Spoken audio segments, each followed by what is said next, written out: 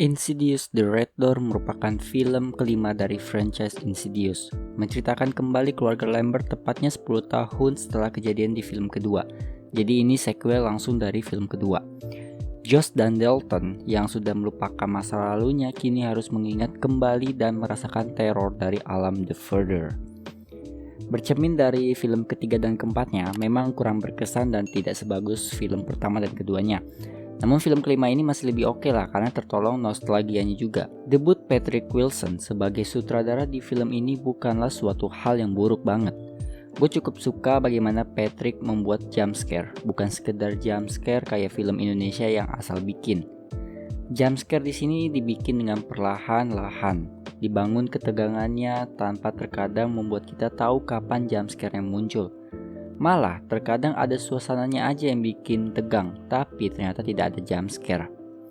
Tapi tentu saja masih ada jump scare yang ketebak, namun tidak mengurangi rasa ketegangan di film ini.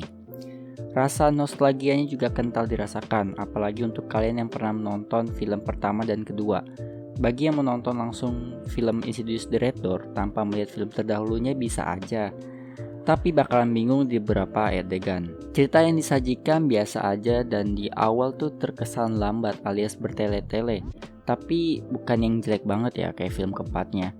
Namun dengan beberapa catatan, kayak beberapa adegan terlihat membingungkan dan bikin bertanya-tanya, seperti kenapa hantu yang di kampus itu nyuruh Dalton tutup pintunya. Tahu dari mana dia soal pintu merah. Jadi gue merasa hantu ini nih gak ada gunanya dimasukin ke dalam cerita karena gak dijelasin secara rinci. Kemudian karakter baru di film ini tidak memiliki dampak yang banyak untuk karakter utamanya, tidak seperti di film pertama dan kedua. Memang disayangkan karakter terdahulunya cuma muncul sekedar cameo, tidak ada interaksi langsung ke karakter utama kecuali satu orang. Ya kalian nonton sendiri aja nanti.